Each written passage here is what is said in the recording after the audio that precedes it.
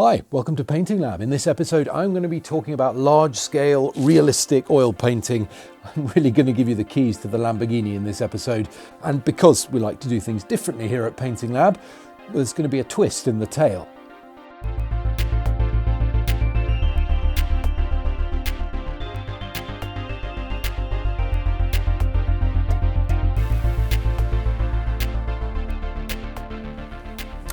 So over the past 8 years, I've been contacted by hundreds of you who've said to me that you are really inspired by wonderful art tutorials and painters, demonstrators, teachers out there. But when you come to pick up paints and a brush yourself, well, you just seem to end up in a disappointed mess.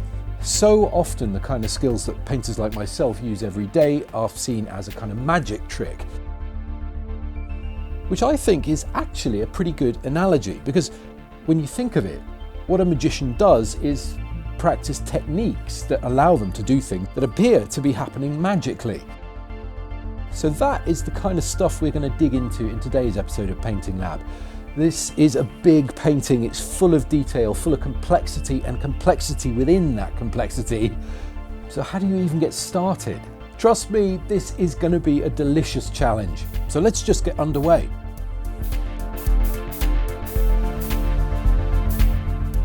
Okay, so the aim of the game with this video is to give you a very real sense of what it feels like to try to tackle a canvas of this sort of size. And to be honest, the way I begin a canvas like this is just to chuck myself at the thing.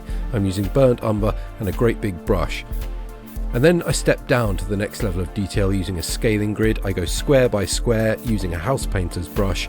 And let me reassure you, this is still a very loose process at this stage. I'm blocking things in, but then I'm also taking things away with a rag. And accepting this kind of push and pull process is what lets me relax into the painting and not worry about mistakes all the time. Just look how many times I have to push and pull this chap's head around to get it to be even close to what I want.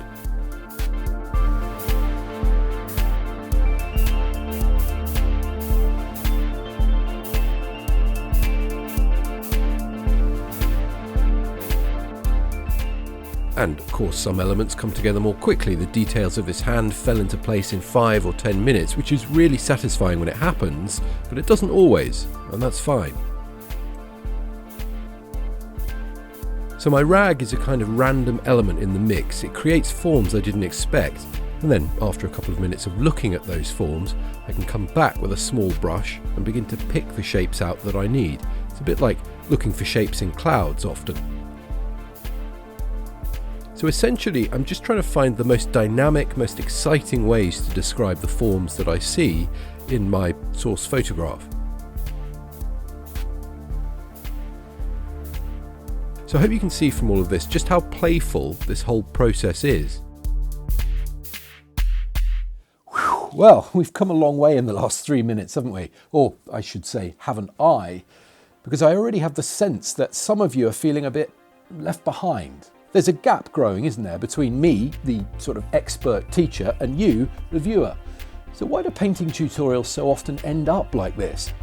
Well, the truth is that everything you've seen so far in this episode, from my enthusiasm to my time-lapse footage to my upbeat music, has been a sort of trick. All that stuff, the stuff that filmmakers usually use to draw you into an idea, actually in the context of painting, distracts you from the one thing that would make things crystal clear, which is being able to see my brush marks in direct relation to the thing that I'm painting. So what I suggest we do now is change tack, change tempo a little bit. I'm going to make a second version of one of the details you've just seen me paint. Why don't I paint this chap's face, and I'm going to use a comparator mirror to do it. And what I think is that underneath everything I say, underneath the music and all the window dressing, this little device is going to let you understand why I'm doing what I'm doing as I'm doing it. And after exploring paint together in this new process, we can then come back and you can watch me tackle the colour layers of this painting with a bit more of a painter's understanding.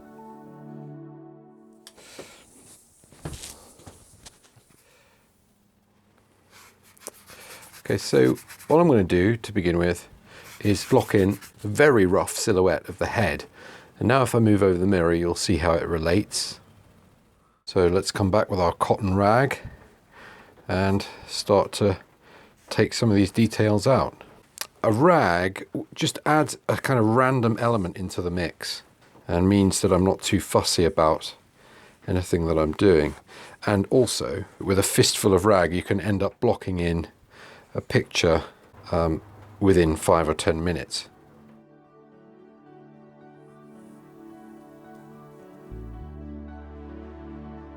So it would be very easy to be a slave to our photograph. That is a danger. Francis Bacon was a great post-war British artist who said, abbreviate into intensity. And that's the aim of the game here. Almost every time you paint, the paint will do something you didn't quite expect. If you can invent each time you paint a new way to describe a nose or an eye,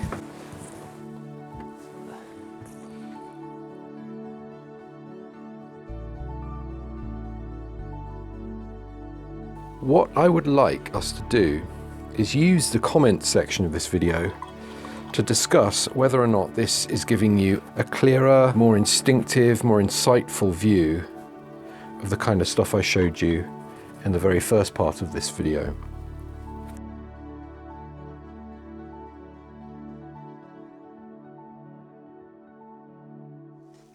So now you've seen under the surface of how I actually push and pull paint around and build up an underpainting like this. I'm not worried about mistakes in this process because, well, everything is a mistake. Everything needs to be adjusted and can be adapted. But there is one more pertinent question to ask at this point, which is that surely, because this is a bigger painting, it's more complicated, more difficult. Well, not really, if you use a scaling grid. So the first thing to say is there are all sorts of ways of making a small image big.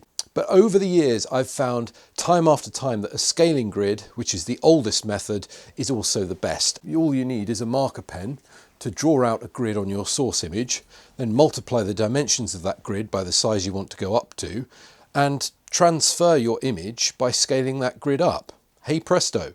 But the reason I've really fixed on this method to go from small to large is that it tricks your brain, or it tricks my brain, into thinking that all I need to do is make a series of little paintings. And time again, these little paintings add up to much, much more than the sum of their parts. So if you're a regular here, you'll know that I talk about the major 3 problems of realistic painting quite a bit. The problems of tone, the problems of shape, and the problems of colour. Well, with this brown underpainting, I've now pretty much sorted out the major issues of tone and of shape, but I can, if I want to, jump into the problems of colour. This won't be a final colour layer, and it certainly won't be detailed, but it will give me some indications about how colour balances out across the picture surface. I've already put that colour layer on the big painting, so I think it's only fair that I do the same under the comparator mirror here for you to show you how all of that works. And then we can meet back in the other room where I'll crack on with the next layers of colour.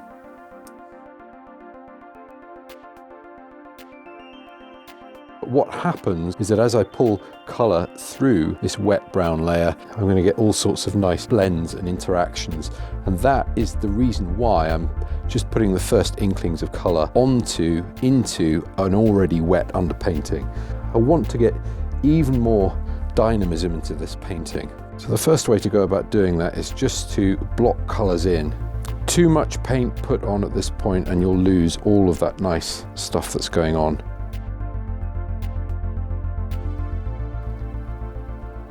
Yeah, that's nice. Now I'm going to just reinstate this edge. I suppose one of the main reasons that I would attempt putting colour into a wet underpainting is, you know, when I'm working on a bigger canvas, it just makes me feel more secure. It means that I can walk out of the studio, usually after the first day, with a canvas that seems like it's on its way. And now I'm going to have a final dash round and blend all of this good stuff.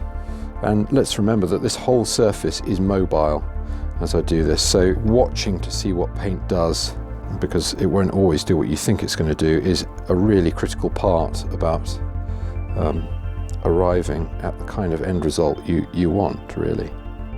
Anything can be adjusted still at this point. If I think I can get another ounce of energy or, you know, life into this first stage. Now is the time to try to achieve it.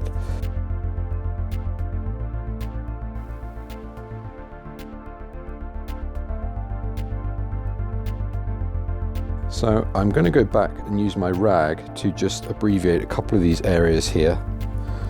And all I'm doing is pushing my rag into the surface of the picture. I'm not moving it left, right, or up and down.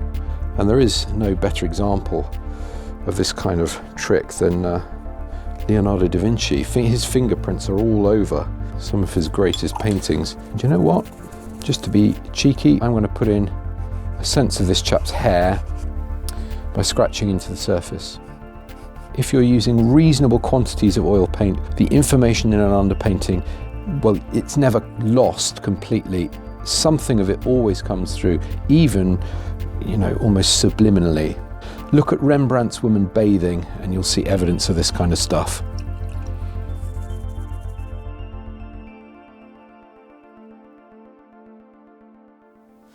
And so we find ourselves here with a complete colour underpainting. I'm actually beginning to approach the second layers of paint in this image. But how have we got here? Well, not through magic tricks, but through a couple of quite straightforward processes. And the most important thing is maintaining that ability to make mistakes and to adapt mistakes and change things. So now I'm going to take you into the next stage. This is where the painting begins to come to life.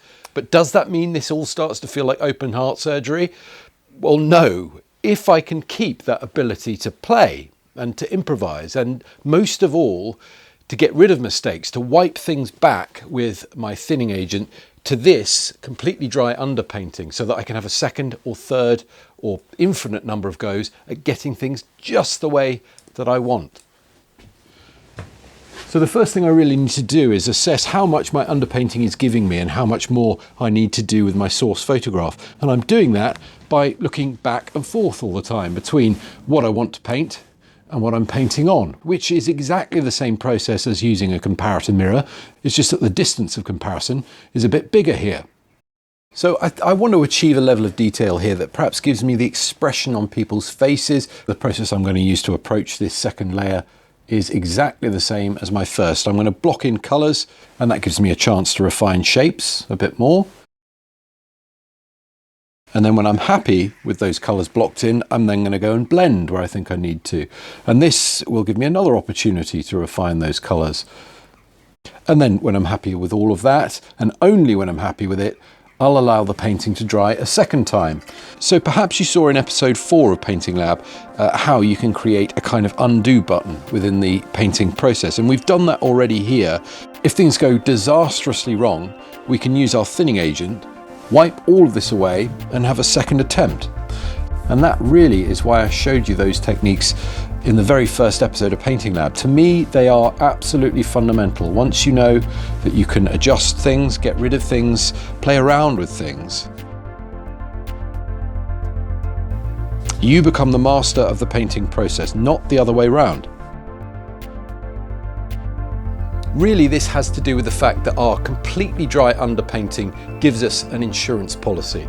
Anything I put down on the surface of the picture now, if I'm not happy with it, I can wipe it back with a thinning agent, and I will at least have this kind of halfway house to go back to. So since relaunching Painting Lab just before Christmas, I've been delighted by all the emails and the comments that you guys have been sending my way. One of the questions I get a lot is, can you use a comparator mirror to paint bigger canvases? Well, this is an experiment, so let's see.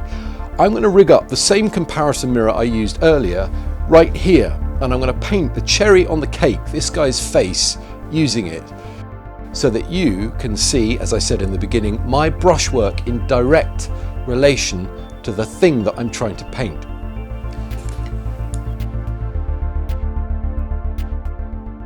So because I'm applying another layer of paint, I often look to see in this next stage what shapes I can prune down and refine by cutting in against things. And as I look here, I can see that these eyebrows, they need to come down a bit.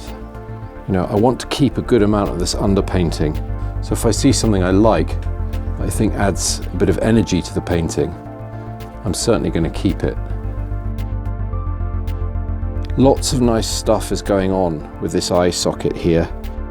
So although we're refining our initial underpainting at this stage, this work will be the bedrock for the next stage, as our underpainting is for this. In fact, the trick at this point is to imply a level of detail down rather than to pick at the surface relentlessly.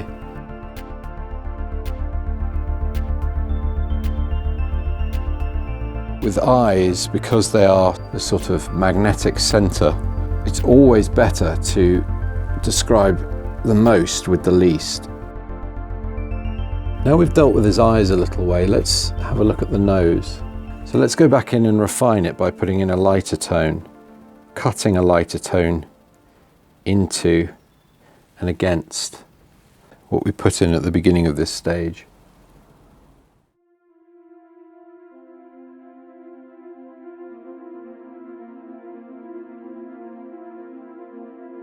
Right, let's think about his mouth.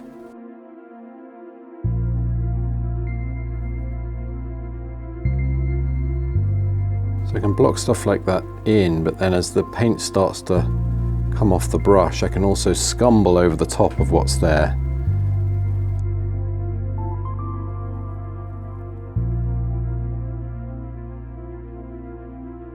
And you see how a series of decisions built one on top of another, which includes adapting things, spotting mistakes that you've made, going back, begin to add up to the expression on a human face. So as you persevere with a painting, you begin to learn more and more about the image, and you become less and less daunted by it. Now this is not the last stage of paint. This is our first colour layer on top of our underpainting. But we haven't solved everything. We can see that it's still quite loose, and we'll have a choice when we leave all this to dry about how much further we really do want to push it.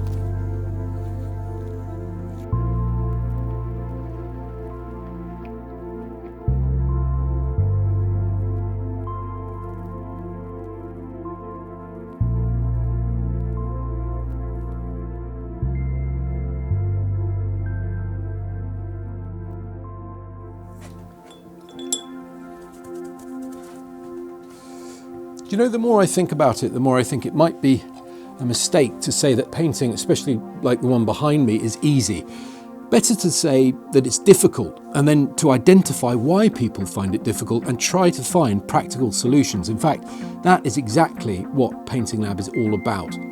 I'd like to propose there are two reasons why painting can be difficult. The first is that fear of making mistakes. And one of the things I've tried to show you today is my own mistakes, so that you can see they can in fact be part of the painting process. The other thing is that distance of comparison between what you want to paint and what you're painting on.